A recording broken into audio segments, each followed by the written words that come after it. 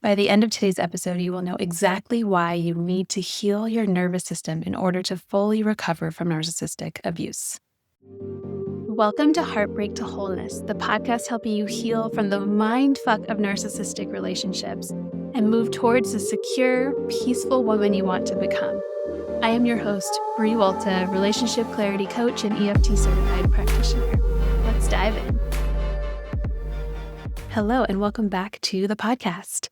If you have left a narcissistic relationship and you are trying to do your healing work, you're trying to do everything right, but you are still feeling anxious and exhausted and overwhelmed, and you're wondering why does this still hurt so much? I want you to first hear that you are not failing at your healing. We're talking today about the piece that most people miss when they are trying to heal from narcissistic abuse, and that is your nervous system. So in this episode, I'm having a really powerful conversation with Brooke Deanne, who helps women find their power by helping them through this nervous system work. Brooke shares her story of surviving both a cult and narcissistic relationships, and how those experiences really wired her nervous system to endure chaos, even though she was craving peace. In this conversation today, we are breaking down why it still feels like you're stuck after all of the healing work that you are doing, how to tell if you are in survival mode without even knowing it, and the way to stop dissociating and overfunctioning and holding it all together so that you can find real freedom. If you have been doing all of the right quote unquote things and you are feeling frustrated and stuck, this episode is for you. And be sure to stick around to the end because Brooke helps me pull an oracle card that will offer you a message to use this week to stay more conscious in your healing. Take a deep breath and let's dive in. Brooke, welcome to the podcast. Thank you so much for having me. I'm excited to be here today. Yes, your story is a unique one because I know that you have been through a cult and through a 17-year narcissistic relationship. And we're here to talk about the havoc that was wreaked on your nervous system because of those two experiences and how important nervous system healing is when you're trying to recover from those types of experiences. So give us like an overview of the cult and the relationship, what that looked like, what that felt like, what did that do for you mentally and to your body? Yeah, completely. You don't know it when you're in it, but I always tell everybody that being in a narcissistic relationship is like being in a cult. They actually have very similar characteristics. The same type of things are actually happening in a cult-like system and in a relationship that, there's someone in control. There's the abuser. And in the cult I was in, we were abused by the leaders of the cult, right? And so they had control over our minds, our bodies, and it's the same thing in a relationship. And so wow, was I living it on every level and I didn't even realize what I was existing in? Because when you're in the thick of it, like you cannot see the forest through the trees. You just really don't know what's going on because you're living in a state of hyper awareness, hyper vigilance, and you think this is your norm. Like this is the state that you're constantly in. You don't know anything else outside of that. So all I knew was being in a state of fight or flight. My nervous system was in constant hyperdrive. It was, I was constantly scanning the room for, oh God, what's going to happen next? How is my partner going to blow today? Like, am I going to piss him off and I'm going to get hurt? Is he going to yell, scream? Is he going to be angry? Like, what's going to happen? I lived in chaos is what I like to say. And my body became addicted to that chaos. The cult that I existed in was chaotic as well, but in a different way. What they really did was, it was doomsday. So it was all fear-based. So it was more of like, if you don't do this, then God is going to be angry and God is going to kill you. So as a little girl, this is crazy, I know, but as a little girl, all I got was the messaging that is, if I'm not the perfect little good girl that my family wants me to be and that God wants me to be, well, then I'm a bad girl and bad girls get punished and they have consequences and ultimately I could die. So that was the messaging I was receiving as a little girl. And so I was also being told that there was an evil entity. Everybody knows this in the Bible. There's a Satan and his demons, right? So this is this evil like villain, and he's got his evil friends with him. Okay, that's basically what you're told about what the Bible is giving you. And so as a little girl, it was like, oh my gosh, they're telling me that he is out here and he is trying to attack me. So you're also receiving that messaging. So my nervous system was like, oh my gosh, I can't be bad. I have to be perfect. I can't have consequences. And I also was like, where is Satan? And when am I going to get attacked by these evil entities?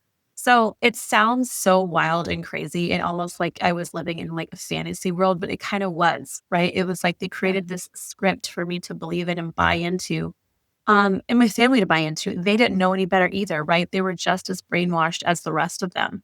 But when you're a little kid, you don't question your parents, right? No. You're just like, well, they're telling me the truth. And they're telling me that this is the truth and that this is what we're supposed to do. And I have to do it or I'll be kicked out of the clan. And so I'm fighting for my life, quite literally. I was completely in survival. So it's no wonder I also grabbed onto another similar relationship that was like my father, who was very narcissistic. It was all I'd ever known. I recreated the pattern. I found the next person to be that abuser for myself. And so my body craved chaos. You know, our nervous system, it's wired from day one. And if we've lived in a chaotic environment where there's violence, there's anger, there's uncertainty, we're going to continue to recreate that pattern. So I like to speak to people like to really recognize, okay, well, what pattern did you grow up when you were a child? How did you feel when you were in your environment? And how is that now still operating your life?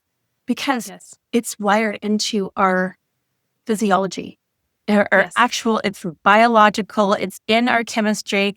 We're having to really recognize this. We're not taught this in school. We're not taught how, this is a huge part of what's wrong with society.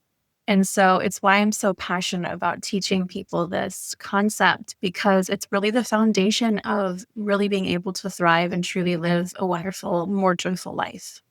Yeah.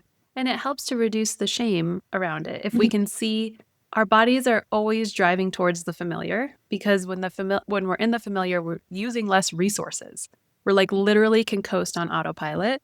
And the body does not like to invest in new pathways because that's really energy. It's costly energetically. So we're constantly redirecting ourselves back into what's familiar. And what's amazing about your story is that many things, but one thing is that you said your dad was narcissistic. I would imagine the cult leaders were narcissistic. Oh, so you had it sort of double dosed being a young girl. And you really learned that fear-based, I must perform, I must put others first, I must put my needs last, I must, which is really ingrained patterning to then be showing up in the narcissistic relationship later on in life. Yeah. And I mean, I always tell people, look at what your mother did. Look at what your grandmother did. You are learning generationally when you can kind of go back in time and look in the past. Okay, what did my mother do? Which I'm also carrying out that same imprint, right? So what was your mom like? My mother was the subservient woman that listened and did what she was told. She was the weaker vessel as she was told to be. My dad looked down on her, shamed her, told her what to do. She had no voice, ultimately. Yeah. So I saw that, and it was my grandmother's story too. And my mother was just carrying out the same pattern. And then I saw, oh my gosh, when I looked back at my life, I was like, I was doing the same pattern. I was doing the exact same thing in my relationship. And thank goodness I was awakened to the fact that this no longer was the life that I wanted to lead. But this was something, there was a higher calling for me. There was something else here for me to break through generationally, to break the cycle, the pattern that the women before me had been carrying for so long. And that's a really big feat. So if you feel like you're like, oh my gosh, this sounds like me right now in this conversation, know that this is a very hard path, because this means that you are unraveling everything everybody else, your ancestors couldn't unravel. And now you're here to do it. And it is the initiation, I like to call it, because it's not an easy one to look at the patterns to recognize what doesn't work anymore for us as women, as the feminine, but also for us generationally as we pass this down to our next generation. Yeah. A lot of the listeners are mothers or want to be mothers. Yeah. And I know it's really important to them to be able to be the one that is making the change. And I think it's so important. And I love the work that you do and how it's aligned with also the work that I do with the nervous system, because I think to really actually shift out of a pattern, we have to find that safety in our body. We have to be able to go into the places that are hard to reach, and we have to reset the nervous system so that we're not seeking that familiarity. Talk to me about when that light bulb went off for you of maybe other things weren't working and you realized the nervous system had to be a part of it, or what did that look like for you? So I love that you say this, because now looking back at my journey, I'm just remembering like, oh, I got to attack the mind, right? All I could think about was like, I got to do the mindset stuff. Like, I found all these like everybody that was talking about the neuroscience of the mind, and which is wonderful, right? Obviously, I work with the mind as well with my clients, but no one was really having the conversations about the nervous system yet. And early on in my journey, that kind of came a little bit later. And honestly, when I started to hit like some really big walls with my ability to actually heal the complex PTSD from just so many years of abuse, I was frustrated. I felt like, why even bother? I just want to give up on this because it's pointless. Like, I'm spending thousands of dollars on therapy. I'm trying to get this myself to feel better, but I was not able to get there. In the minute that I learned how to even just sit with myself in meditation was the key. Like, someone came to me and said, you should try transcendental meditation. And I was like, what the heck is that? Like, what is this even about? First of all, being in the cult, you're told that meditation and yoga are Satan's work and you're not allowed to do that. And so my programming, even from that, was also like, oh, I can't do that. I even had like an aversion to it. But every time I felt an aversion to something or a fear, I said, oh, you know what? I just intuitively, I said, you know what? I need to go and do this. I just need to go and try this. I don't care if I have to sit here and force my way into this, because my body didn't want to be still. Yeah. My nervous system was like, no, girl, you got to run. There's a bear chasing you. Like, what are you doing sitting here? Like, so my mind would spin. I would ruminate. I would overthink. I would have so many thoughts. And I just wanted my brain to shut the hell up. So, but that's when meditation came into it. And I realized, oh my gosh, there's something more here for me. And then I began to really dive deeper into my nervous system, learn about polyvagal theory. This wasn't even someone trying to teach me. I was just like teaching and learning and taking courses and learning myself, because I was like, well, I need to learn my own body. Yeah, I'm going to conquer this. Like, I've got to even learn how this system even works. And so that was the part where I was like, okay, this is where this is at. But that was the game changer for me. That was when I realized, okay, this is not just about the mind. This is mind, body, spirit. Like, this is such a holistic approach where we have to come at seeing this at so many different angles. And there's not just one modality. There's multiple. Like, we're multifaceted human beings. Like, there's going to be other things that you need to have support you in this journey. But nervous system, I find, is the foundation, because this is where your automatic wiring, it takes over. And if you have trauma, if you have PTSD, well, these things, they're going to do it without your help. So when I get triggered, my body is trained to take over. I don't have any control over this. My body says, nah, I got to keep you safe, and we got to run. We got to hide. We got to do whatever we got to do to stay alive right now. And so once I had that awareness, I could start to regulate myself, and really see where I was at, and honestly, how dysfunctional I had really become. Yeah. It's fascinating to learn a little bit more about how what happens to the brain when you're experiencing trauma, because the rational brain actually goes offline, and that's the brain that helps us put feelings into words and like make sense of ourself in location and time. And if that's offline, the brain that is like processing, or not even processing, is intaking the trauma, is our emotional brain. which is why we feel those emotional triggers, those emotions in our body. They all have a felt sense somewhere. So when we try to like analyze our way through our trauma, understanding it to a point is necessary and helpful, but then moving it, reconnecting the feeling so it can have completion is part of the reprocessing, is how we move trauma out of the actual body. And The Body Keeps the Score, I think, is one of the most famous books for understanding this. But this whole idea is more of a newer thing in tandem with nervous system being like so widely talked about now. Yeah. You can't think your way out of trauma. You said that perfectly. You cannot think, and I was trying to. Yes, me too. Oh, girl, Me too. I'm going to be able to do it. I want to show everybody how you can do this. No, you cannot think your way out of trauma. It's also, you're right when you said you have to complete the process. I used to I want to speak to the person that numbs or suppresses or is afraid of emotion. I find that it's such a huge thing, especially if we've been trauma survivors. If we weren't told that our emotions were safe, I was taught that my heart is treacherous, right? So your emotions are not safe, is what I was told. And I also, when I did have them, I wasn't allowed to have them, wasn't allowed to express myself. And so we often get this messaging young, and it carries over. And then all of a sudden, our emotions, we don't feel those are safe in our body. And so we're running actually not only from the emotions, but the fact that we can't even handle this discomfort now. Yes. And I had to really learn how, I'm actually supposed to go more into the pain. Because when I do that process, my body already knows what to do. Like your body has already got like this beautiful genetic imprint to handle whatever it is that you have going on or whatever is happening in your awareness right now in the moment. We just don't give it the opportunity to. Yes. And so when you really learn how to just sit with this, whatever it is that's coming up, you allow yourself to just process that, and you don't stay stuck in it as long, and it doesn't resurface as much, right?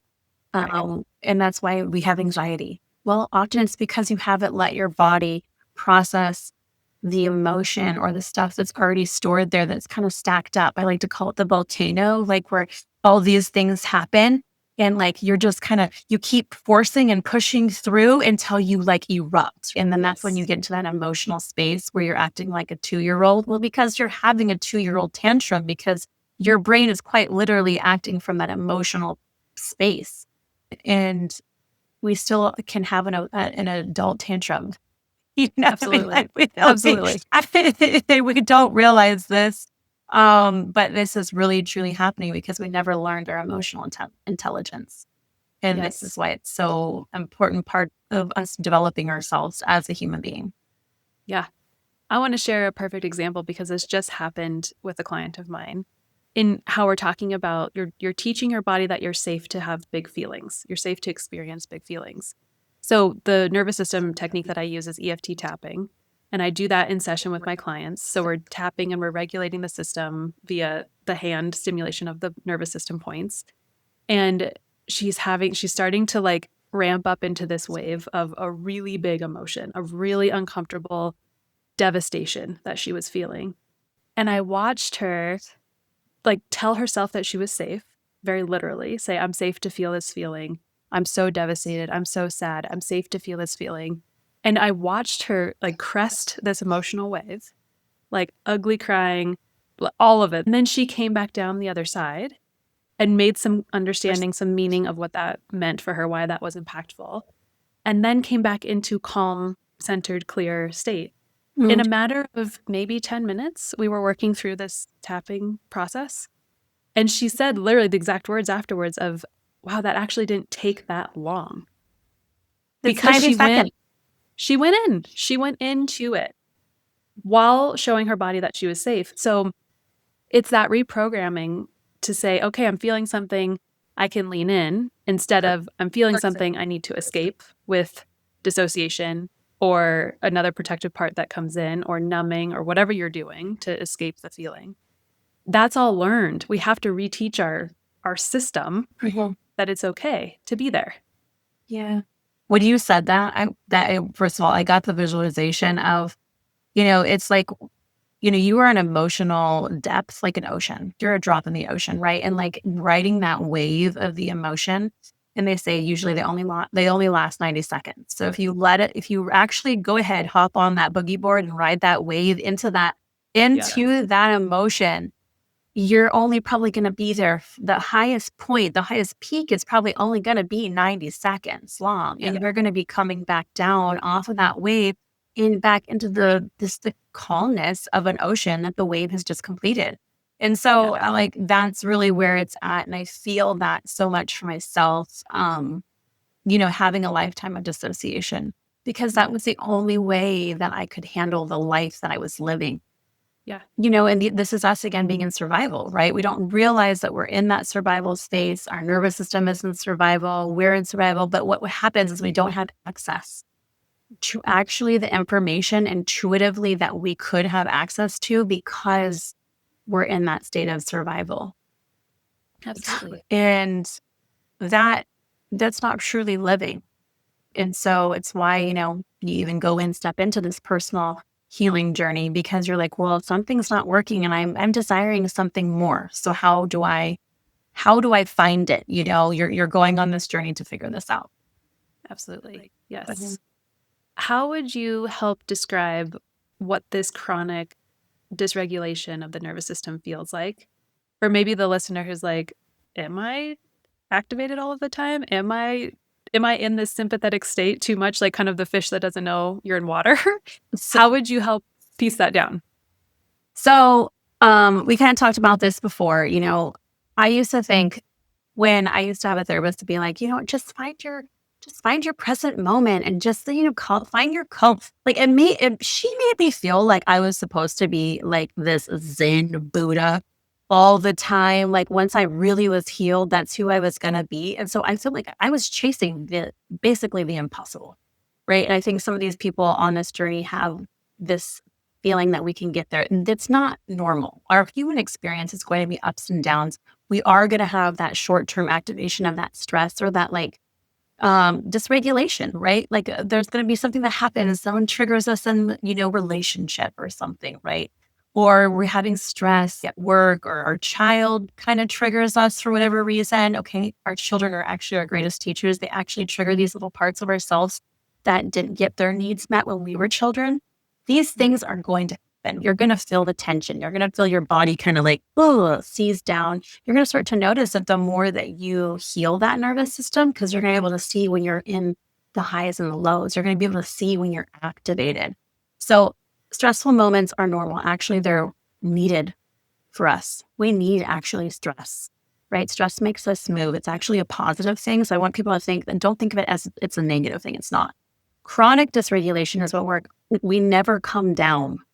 We're always here, right? We're so here, like our cortisol levels are so bad, like we're waking up in the middle of the night, or we can't fall asleep, or we have ruminating thoughts, or we're anxious. We're always on edge. Like one thing sets us off. Somebody could just do something so small and we're just like, oomph, we're like activated big time, big emotions, big feelings. We're acting basically like a 4-year-old that has these big feelings that don't know what to do with them because we're so on edge.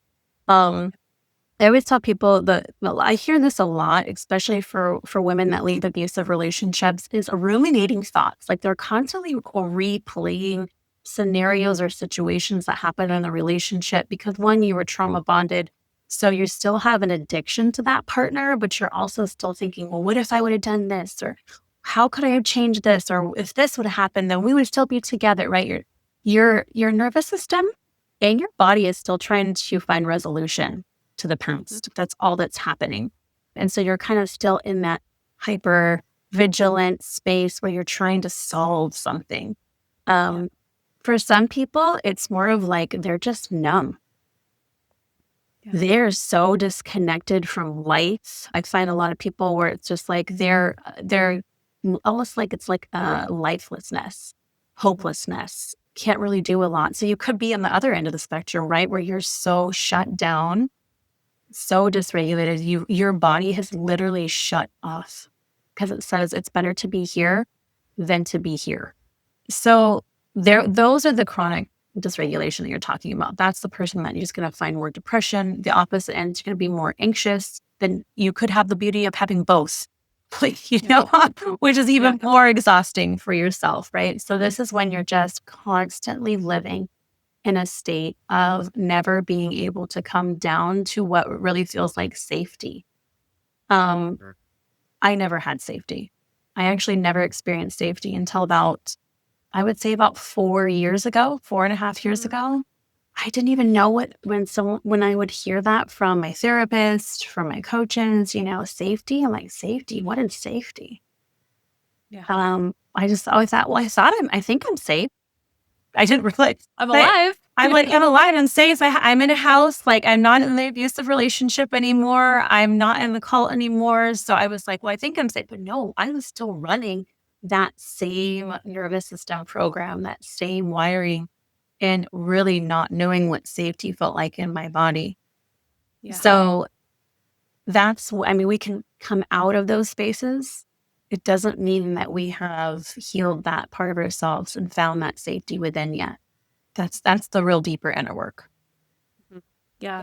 I love everything that you're describing and how it can be either on the hyper or the hypo of overactivated or underactivated.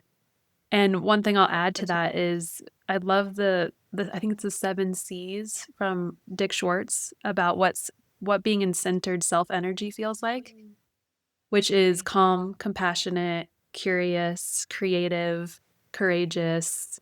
I'm forgetting the other two, but they're like that embodiment of self energy is rooted in safety. So what I do for myself of like, if I'm feeling anything other than those C words, I know something's up. I know either a part is forward or I'm activated or I need to sit with myself in some capacity to find some understanding around what's happening. And looking at yourself that way of like, you have these activated parts that come forward because they're afraid of something. They're trying to protect you from something or trying to help you find safety somehow. Was like a maladaptive way that you did feel less activated than before when you were young. That helps me be able to greet myself without like that judgment piece of, oh, I'm feeling this way again, or I've been trying so hard to work my way through this anxiety. Why is it still here? Right? It's like we can't understand the feeling if we're judging it. Yes, I love that you said that because it's so true. I mean, I can't even tell you how many times I've been there where I'm like, just get rid of all of these parts of me. Like, I was just so done with that. I was so frustrated. I was trying to find basically the cure for my pain. Yeah.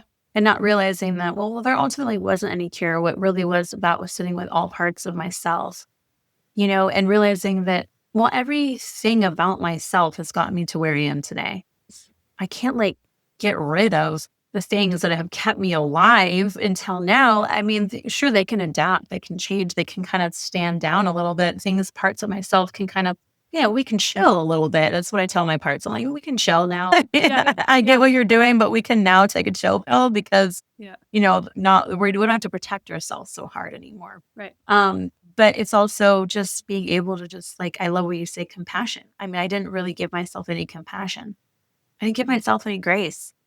And in the moment that I just was able to do that, it was like, wow, like all of the walls that I had built around myself just really started to just be able to come down. A softer version of myself kind of stepped in instead of this very masculine, defensive woman that felt like she had to, I don't know, warrior her way through life, right? Like just be this warrior that everybody was her enemy. And that's kind of what I felt, right? I felt like everybody was the enemy because I had been so hurt and so wronged and so, abused. And the minute I could just be like, okay, wait a second, I don't want to live that way anymore. You just start to soften a little bit. Yeah. But you can't soften until you find the safety inside of you. Because if we're constantly looking for other people or other situations to make us safe, it's never going to satisfy the safety that the inner system needs in order to trust that like they can stand down. Because it's almost like I have an image of the Lost Boys from Peter Pan, right? Like all these little kids are trying to like take care of shit when they shouldn't be needing to take care of shit, they need an adult there to like take care of shit. Mm-hmm. So once your parts understand and can trust that there's safety because an adult is present, then they can let go of some of their adaptive ways that they've tried to keep you safe. Yes. It's a really beautiful process, even though it's painful, even though it's frustrating that we have some parts that are really grooved in the way that they jump in and take over. But I don't know, like the more that I do parts work and dig into my own stuff, I'm like, wow, that was really smart that I adapted this way of not feeling. Yeah. It's almost like you look at this part and be like, oh my God, you're Yeah. brilliant. Like you're brilliant. Yeah. I think the biggest part of my journey was connecting with my inner child. That was a game changer as well. It was Yeah. like nervous system connecting with my inner child. Like, because when people say that concept, they're like, what does it even mean? Like my inner child, right? You don't realize that this part of your subconscious mind is, you hold all of these memories. This little girl inside of you knows everything that happened to her and how it made her feel and what beliefs she got from it. Like all of these things. And so this is still a part of you. She is still a part of you. And every time I do inner child work with someone, their inner child is abandoned. Mm-hmm. She's abandoned. She's in a closet somewhere. She's back in time in some very traumatic event. And we're there when we do this in our work in hypnosis, we're going and we're rescuing that little girl or that little boy to bring them and let them understand that they don't live there anymore. Yeah. They don't Yep. have to live on that unsafe environment anymore. And that now the adult self, when you talk about the self that can lead, like the adult is here to like provide and to support and to give and to nurture and to give you everything that you never had before. And that was like, for my inner child, she was like, oh my God, what a relief. Like you finally found me. you Yes. finally, Yes. you finally rescued me from this hellhole. And Yeah. like, so it was just, it was a part of self-love that I had never experienced before. I'm sure Yeah. you can speak to that too. Oh, absolutely. When I finally understood what it meant to protect my inner child, protect myself, it was like such a fierce lioness energy of, oh, my ex didn't get to fuck with me anymore because now I was protecting this little girl. And it was a whole mindset shift around setting boundaries and not letting him walk all over me or not caring if he was upset about a boundary. It was like, no, you're actually harming me now and my little girl repeatedly, and like I see it now, and now I'm stepping in. So it was that, having that respect for yourself, that protection for yourself is really, it's a really powerful thing. It really Yeah. is. I mean, because we weren't taught, for me, I wasn't taught what boundaries were. My parents didn't have boundaries. Yeah. They didn't even know what the word was, right? I think we're just learning these new words and what that means and how that shows up in any and every relationship and for self. Like to have that, to be able to honor yourself, and that it's not selfish. Yeah. It's a form of self-love that we're having to learn that's really important. Yes. And it's not from an egotistical space. It's from, it's really actually just a really where you're supposed to be. It's divine. It's who you are supposed to embody. What I want to ask you and leave the listeners with is, what is possible for you now that you have the tools to help you regulate your system and live more in the calm state with moments of dysregulation versus being dysregulated as a baseline? Yeah. So first of all, I want to tell everybody, I still get very dysregulated. Yeah. Yep.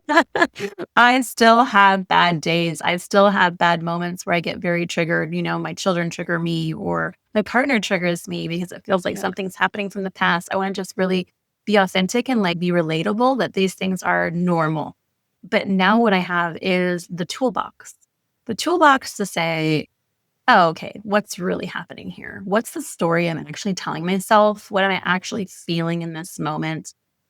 Is there a part of self that I really just need to sit here? Or do I just need to sit here and freaking cry about this because this happened before and this is the way it made me feel?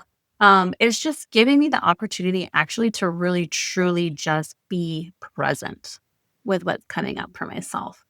And I can't say how much of a gift that is, and how it's really helped me embody my own authenticity, because it also helps me just break down the walls that what performance, right? Of thinking I had to be a certain way, or that I couldn't act this way, or, just really just being all of me and owning it. I think there's a freedom. There's really a beautiful freedom to that. And I feel so free. And, having lived a life of zero freedom, you know, Yeah. living in a mental prison, in a cult, in an abusive environment, like all of those components.